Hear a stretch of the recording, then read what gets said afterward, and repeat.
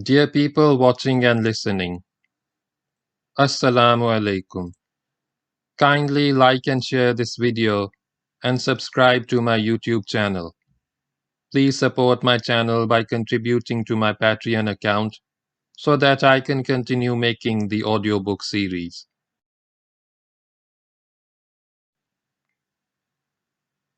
This book tells in detail about the Muslim conquest of Spain under the Umayyad Caliphate from 711 AD to 718 AD. The conquest is also known as the Muslim conquest of the Iberian Peninsula or the Umayyad conquest of the Visigothic kingdom. This conquest destroyed the Visigothic kingdom and established the Umayyad wilaya of Al-Andalus. It also resulted in the expansion of the Umayyad Caliphate and the Muslim rule into Europe. Start of Chapter 1. The Generals. The Berber general stood at the tip of the continent of Africa and looked at the tip of the continent of Europe. He looked across the blue waters of the strait which separates the two continents and connects the Atlantic with the Mediterranean. It is a narrow strait, only 8 miles wide where the continents are closest. The general was a brilliant soldier, a veteran of many battles. He was a born leader and a bold and fearless warrior who would throw himself into the thickest of the fighting and use his weapons to deadly effect. Yet, he possessed the detachment to rise mentally above the cut and thrust of bloody combat and maneuver his troops with masterly skill. His quick grasp of military situations led invariably to success, and he could be very shrewd when the situation called for shrewdness. The Berber was a tall, athletic, strongly built man with a battle-hardened physique. He was a fair-skinned man with red hair and some deformity in one hand, probably the result of a wound taken in battle. He had a high forehead, denoting uncommon intelligence and judgment. He was a bit of a poet too, and known for an eloquence and mastery over words not commonly found in soldiers. A black mole covered with hair marked his left shoulder. He paid no attention to this mark, but it would soon acquire a special significance, as the reader will see a few chapters hence. The tip of Africa where the general stood was a promontory stretching into the sea from the mainland of North Africa and connected to the mainland by a narrow isthmus. This was Ceuta, or the Arabs called it Sabta. The general stood on a hill, the highest of 7 which rose on the promontory. This hill had been known in ancient times as one of the pillars of Hercules. It was an excellent viewpoint. The general looked at Spain with keen interest. He studied the shoreline, observed the green hills rising from the coast towards the interior. What he examined most intently was the right edge of the visible shoreline of Spain, where a mountain of granite rose more than 1,000 feet above the sea. It was an enormous rock, 2 miles long, but from where the Berber watched it looked like a round twin-peaked hill. What the general did not know was that this hill would be known to future generations by his name. This mountain of granite was the rock of Gibraltar, Jabal Tariq, the hill of Tariq. The general's name was Tariq. He was Tariq bin Ziyad bin Abdullah bin Walghu bin Warfajum bin Nabar Ghazin bin Walhaz bin Yatufat bin Nafzaf. Some accounts have said that he was a Persian, which he was not. He was every bit a Berber, a noble-born Berber from the tribe of Nafza. He was also a freedman of Musa bin Nusair. In other words, he had been a slave of Musa but had been given his freedom, manumitted. Tariq bin Ziyad was one of the generals of Musa bin Nusair and performed an outstanding role in the conquest of the Maghrib. He commanded the detachment which led the advance of the Muslim army into the Maghrib. He conquered Tangier and made an attempt to storm Ceuta, but was repulsed. He then led the advance of the Muslims into the hilly region of the High Atlas, in what is now Morocco, and played a prominent part in the subjugation of the Berber tribes, known as the Masmuda. When the army returned to the coastal region of the north, Musa appointed him governor of Tangier and the surrounding districts, and left him with a force of 12,000 Berber warriors.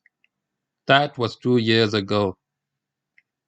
Now Tariq stood on the hill known as the Pillar of Hercules, and looked at the hill, which would be known as the Hill of Tariq. He looked at the hill with special interest because he had just been invited to conquer Spain. It was the year 709 AD, 90 Hijri. The invitation had come from Count Julian. Count Julian was the governor of Ceuta, which was the capital of the ancient province of Mauritania Tangitana. He had been governor of the entire province until the Muslims came and took away the province, leaving him only Ceuta to govern. The city was originally Carthaginian, before becoming part of the Roman Empire.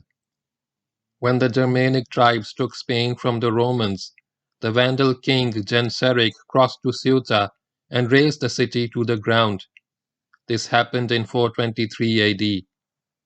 It was reconquered in 535 AD by the Romans, this time the Eastern Roman Empire of Byzantium, then ruled by Justinian. He had the foundations of Ceuta restored and the city rebuilt, but a century later it again fell to the Germanic barbarians, this time the Visigoths of Spain. In 616 King Sisebuth incorporated it into his domains, and 2 years later his successor, Swintila, made Ceuta, then called Septon, capital of the Gothic province of Hispania Transbretana. Julian has been known by many names: Julian, Julian, Balian, Alian, Alban. Some Western writers have called him a Goth, which is not true. He was a Christian chief owing allegiance to the Gothic court at Toledo, which always showed him the highest consideration and respect as governor of Ceuta. He was a count because he was governor. The title went with the job. As for his being a Christian and owing allegiance to the Christian king of Spain, many Berbers in the province were Christian and owed allegiance to the Gothic king. Some sources have even suggested that he was a Persian. According to one far-fetched account, his noble ancestors had dwelt in the north of Mesopotamia as subjects of the Persian Empire, that they had been driven out by Muslim conquerors in the time of Caliph Umar and had sought refuge in the Roman Empire, that from here they had traveled to Ceuta while it was still part of the Roman Empire. This too is not correct. Julian was not a Persian. Julian was a Berber. He was king of the large Berber tribe of Ghammara, which inhabited the hills of Ghammara and the surrounding region, which meant the region adjacent to and inland from Ceuta. As governor of an important province and as the Christian ruler of a large Berber tribe, he was valued at the Visigothic court of Toledo as a trusted nobleman, a pillar of the realm. Julian was a remarkably able man, a leader of resolution and courage with a high sense of personal and family honor. He was now getting on in years, but the years had given him experience and maturity which added to his finesse and skill in war and politics.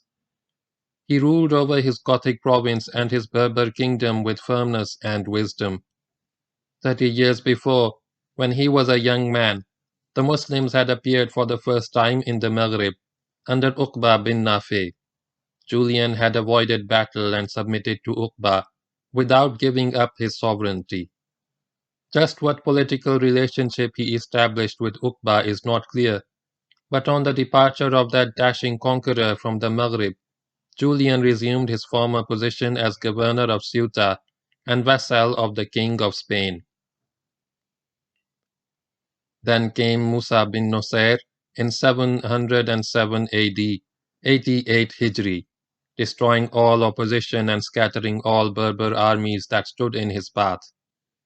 Julian withdrew his forces into the fortresses of Tangier and Ceuta. Tariq, who led the Muslim forces, attacked and conquered Tangier but failed in his attempt to take Ceuta. A little later, Musa himself laid siege to Ceuta. For some time the siege was pressed with vigor, but Julian broke it with a powerful sally, which forced Musa to lift the siege and recall his besieging troops. The siege did not succeed because of the inaccessibility of the promontory that was Ceuta, and because the fortress could be supplied by sea from Spain. Soon after the lifting of the siege, Julian made peace with Musa. They came to terms and hostilities ceased. We do not know what these terms were, but Julian retained his position as governor of Ceuta and continued to remain subordinate to the government of Spain. Musa had to contend with this arrangement. Now, 2 years later, Julian seethed with anger at the dishonor done to his family by the king of Spain. As an act of vengeance, he invited the Muslims to Spain. Musa bin Nusair was one of the great figures of early Islam. At this time, that is end of 90 Hijri, which ended on November 8, 709 AD, he was 69 in solar years. By Islamic reckoning, in lunar years, he was 71. A big, sturdy man grown bulky with age, he had spent a lifetime campaigning for Islam. His last battle was only 2 years in the past. He had been for the last 4 years governor of Africa and the Maghrib.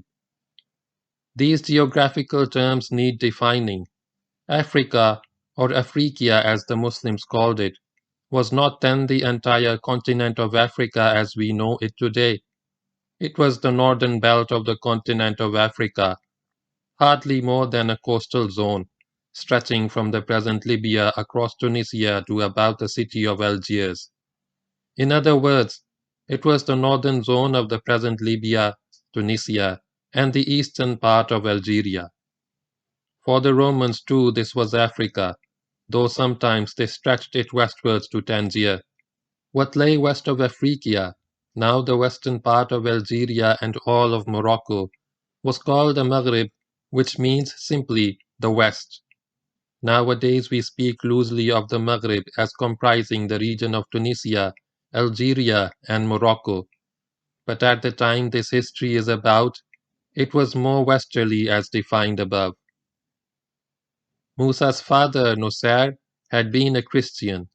In 613 AD, 12 Hijri, in the time of Caliph Abu Bakr radiallahu ta'ala anhu, a Muslim army commanded by the illustrious Khalid bin al-Walid radiallahu ta'ala anhu conquered western Iraq and found at the town of An-Tamar a religious school or seminary where 40 Arab boys were being educated for the priesthood. One of these was Nusair, a boy from the tribe of Lakhm. All the boys were taken away as slaves and in due course became Muslims. On growing to manhood, Nusair became a personal bodyguard of Caliph Muawiyah at Damascus. Many years later, he entered the service of Abdul Aziz bin Marwan, brother of Caliph Abdul Malik. In 19 Hijri, Nusair became father of a boy whom he named Musa. The boy grew straight and tall into a stalwart young man with intelligence, vigor, and ambition. He became an outstanding soldier and took part in several naval expeditions. He was very close to Abdul Aziz, whom his father had served, and when Abdul Aziz was appointed governor of Egypt, Musa went with him to its capital, Fustat. In 692 AD, 73 Hijri, Musa was sent to Basra in Iraq on orders of the Caliph to act as official in charge of revenue.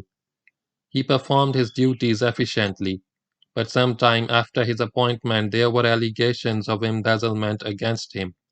He was suspected of having kept part of the revenues of Basra to himself. Fearing the punishment of the bloodthirsty Hajjaj bin Yusuf, who was governor of Iraq, Musa fled from Basra and took refuge with his friend and patron, Abdul Aziz, who was then in Damascus. Caliph Abdul Malik wished to have Musa executed, and it was only the intervention of Abdul Aziz that saved him. However, the Caliph levied upon him a fine of 100,000 gold dinars, of which he paid half and Abdul Aziz paid the rest. This happened before the appointment of Abdul Aziz to Egypt. Once in Egypt, Musa worked diligently and loyally for his master. With his intelligence, energy, and organizing ability, he proved an invaluable asset to the government. The governor even sent him as head of a military expedition to crush a Berber revolt at Darna in the northeastern part of Libya. Musa carried out his task with such zeal and ruthlessness that the Berbers in the region would not raise their heads again for a long time. This was his first experience of Berbers. Early in 702 AD, 83 Hijri, Abdul Aziz appointed him governor of Africa. Musa set off with a sizable escort to take up his post at Kairouan in present-day Tunisia, which was the capital of the Muslim province of Africa. During this journey, while on the route of march, a sparrow flew towards Musa and landed on his shoulder. He caught the little bird, cut its throat, rubbed its blood on his beard and chest, and then sprinkled what remained of it over himself. "This is victory," he exulted, "by the Lord of the Kaaba." Not much of Africa had remained to Islam beyond Kairouan. Most of the Berber tribes had revolted and apostatized after having accepted the faith at the hands of earlier Muslim conquerors. Upon arrival at Kairouan, Musa got down to improving the organization of the province and preparing his forces to bring the Berbers into line along with such of the Romans that remained in Africa, relics of Byzantine rule. Musa launched many operations and conducted many campaigns, going from nearer to farther objectives. A great deal of blood was shed before his efforts were crowned with success, and Africa brought once again under the rule of Islam. An estimated 300,000 Berber captives were taken in these operations, the largest number ever in any Muslim campaign. There was incredulity in Damascus when 60,000 captives of both sexes were brought in as spoils of war. Most of them, however, accepted Islam and were freed. Musa was now famous in the world of Islam as a victorious general and empire builder. Though his name would shine even more brightly in the years ahead, he was addressed respectfully as Abu Abdurrahman, that is, father of Abdurrahman, after his eldest son. In 705 AD, 86 Hijri, Al-Walid became caliph at Damascus and extended Musa's sphere of responsibility by appointing him governor of Africa and the Maghrib, which made him the first man to govern both these regions. But the Maghrib was not under his control. He would have to go and get it. 2 years later he did. His columns advanced westwards, shattering all opposition, overcoming all obstacles, taking more prisoners. As he neared Ceuta and Tangier, opposition weakened and the Muslim advance gathered speed. Tariq bin Ziyad commanded the leading elements of Musa's army and took Tangier by storm. But when he tried to do the same to Ceuta, he was repulsed by Count Julian. Musa next advanced south into the Sus, along the Atlantic coast and into the mountains of the High Atlas, where a generation earlier the Muslim army of Uqba bin Nafi had nearly come to grief. But this time there was little opposition. The fierce tribes inhabiting the mountains, perhaps recalling the terrible punishment they had received at the hands of Uqba, submitted after a nominal resistance. Musa retraced his steps to Tangier. Here he made one more attempt to take Ceuta. Directing operations in person, he invested the city, but as already stated, he was forced to raise the siege. He failed where Tariq also had failed. thanks to the tenacity and skill of Count Julian. However, soon after the cessation of hostilities, Julian made peace with the Muslims, without giving up his position as ruler of Ceuta and vassal of the King of Spain. Musa left Tariq at Tangier as governor and as the man who would deal with Count Julian of Ceuta. Before returning to Kairouan, however, he organized a team of Muslim teachers to guide the Berbers in the ways of Islam. His campaign of the Maghrib was over. He would fight no more battles in the Maghrib. Musa bin Nusair was one of the ablest men of his time, possessing administrative and organizational skill of the highest order. Once a brave young warrior, he was now a high commander confining himself to the direction of operations rather than combat as a high commander should. He had a fine strategic sense. Later in life he would claim that he had never lost a battle, and he was right. If he was ruthless in dealing with the Berbers, it was because of his determination to place Muslim rule in Africa and the Maghrib on a more permanent footing than his predecessors had done. Over the next 2 years after the reconquest of the Maghrib by Musa, there was an almost total conversion of the Berbers to Islam, and this time, unlike previous times, the conversion was to last. After Musa bin Nusair, there would be no more apostasy in Africa and the Maghrib, at least not on a large scale. The Berbers would prove the staunchest of Muslims and the bravest of holy warriors. Meanwhile, at his headquarters at Kairouan, in 90 Hijri, Musa received the invitation of Count Julian to invade Spain. Mughis was known as Mughis al-Rumi, that is Mughis the Roman. Because of this appellation, some historians believe that he was Roman, even Greek, because most of the inhabitants of the Eastern Roman Empire who were called Roman were actually Greek. Western writers have even spoken of him as a renegade, which he was not. He was neither Roman nor Greek. He was an Arab, and a princely one. He was Mughis bin al-Hanris bin al-Hawairis bin Jabla bin al-Ayham. He was a great-grandson of Jabla bin al-Ayham, who was the last king of the Ghassan Arabs in Syria, with his capital at Busra. Jabla was a vassal of the Roman emperor. At the Battle of Jarmouk in 636 AD, he had commanded one of the 4 Roman armies with which Heraclius faced Khalid bin al-Walid radiyallahu ta'ala anhu. After the Roman defeat, Jabla accepted Muslim rule. However, as a result of a dispute with Caliph Umar radiyallahu ta'ala anhu, he went away in a huff with his family and many followers and migrated to Roman imperial domains, settling down somewhere in what is now the southeastern part of Turkey. Nearly a half-century later, a Muslim column raiding the Roman Empire penetrated to a place where the descendants of Jabla's Ghassan Arabs lived. They took many captives, one of whom was the boy of Mughis, great-grandson of King Jabla bin al-Ayham. Because he had been captured in Roman domains where he lived as a Roman subject, they called him Mughis al-Rumi, the Roman.